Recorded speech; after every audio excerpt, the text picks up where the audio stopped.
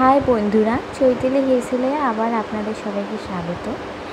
দেখুন, আমি প্রথমে মাছটার আঁশ ছাড়িয়ে নিচ্ছি। এবার একে একে মাছটা টুকরো করে নিয়েছি। দেখুন, আমার টুকরো করা হয়ে গেছে। এবার মাছের আঁশটা আমি তুলে নিলাম। দেখুন, মাছটা ধুয়ে আমি নুন হলুদ মাখিয়ে নিয়েছি। একটু ভালো করে নুন হলুদ মাখানো হয়ে গেছে। দেখুন, এবার আমি ওভেনটা জ্বালিয়ে নিচ্ছি। ওভেনটা আমার জ্বালানো হয়ে গেছে। ওর মধ্যে দিলাম কড়াই। আমার কড়াই চাপানো হয়ে গেছে। এবার ভালো করে সর্ষের তেলটা চারিদিকে দিয়ে দিতে হবে। দেখুন, আমার তেলটা গরম হয়ে এসেছে। এবার দিয়ে দিতে হবে মাথাগুলো। দেখুন, আমি একে একে করে মাথাগুলো ছেড়ে দিলাম। দেখতেই পাচ্ছেন, দেখুন আমার মাথাটা কত সুন্দর করে ভাজা হয়ে গেছে। উল্টে পাল্টে ভালো করে ভেজে নিতে হবে। আমিও একটু ভালো করে ভেজে নিয়েছি। এবার এক এক করে মাথাটা তুলে দেবো। দেখুন, আমার একটা মাথা তোলা হয়ে গেছে, আর একটাও তুলে নেব। দেখুন, আমি তেল ঝালিয়ে তুলে নিয়েছি। এবার ওই তেলের মধ্যে দিয়ে দিতে হবে কিছুটা কালো জিরে। দেখুন, আমি কিছুটা কালো জিরে কড়াইয়ে দিয়ে দিলাম। আমার কালো জিরেটা ভাজা হয়ে গেছে। এবার দিতে হবে একটা পেঁয়াজের হাফ পেঁয়াজ।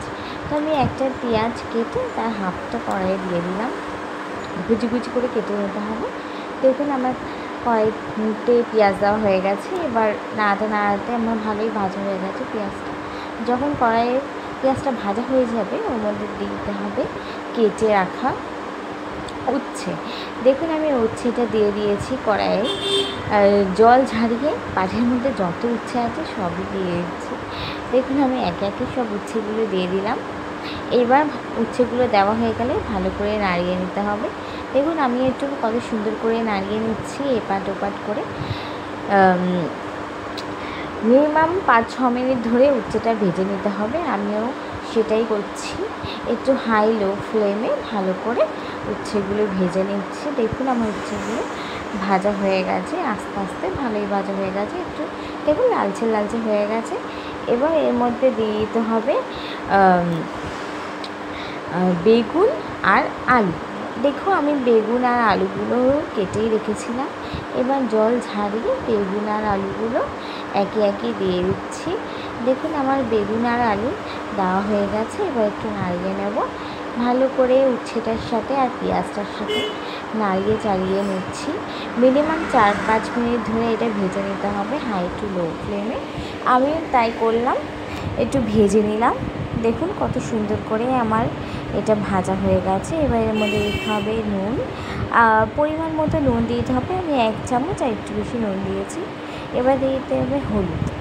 দেখুন, আমি 1 চামচ হলুদ দিয়ে দিয়েছি, আর মনে হচ্ছে আমার সামান্য লাগবে, তাই আমি একটু দিয়ে দিলাম। এবার এই হলুদ আর নুনটা ভালো করে এই সবজির সাথে মিশিয়ে নিতে হবে। আর তার মধ্যে দিতে হবে 4-5টা কাঁচা লঙ্কা। দেখুন, আমিও তাই করলাম। 4-5টা একটু ঝালের জন্য কাঁচা লঙ্কা দিয়ে দিলাম। আমরা বাঙালিরা হয়তো একটু ঝাল খাই, ঝাল না হলে আমাদের আর চলে না। তো দেখুন, আমি এবার এইগুলো দিয়ে সব নাড়িয়ে চাড়িয়ে নিচ্ছি। তো আমার ভালো করে নাড়ানো চাড়ানো হয়ে গেছে। এবার দেখুন কত সুন্দর আমার এটা গা মাখা মাখা মাখা হয়ে গেছে। এবার যেহেতু যখন দেখবেন এরকম পর্যায়ে আসবে, তখন দিয়ে তার ভেজে রাখা মাথা। দেখুন, আমি ভেজে রাখা মাথাগুলো দিয়ে মাথাগুলো একটু ভেঙে নিচ্ছি। ভেঙে এবার ভালো করে মাথা আর এই চচ্চড়িটার সাথে ভালো করে মিশিয়ে নিতে হবে।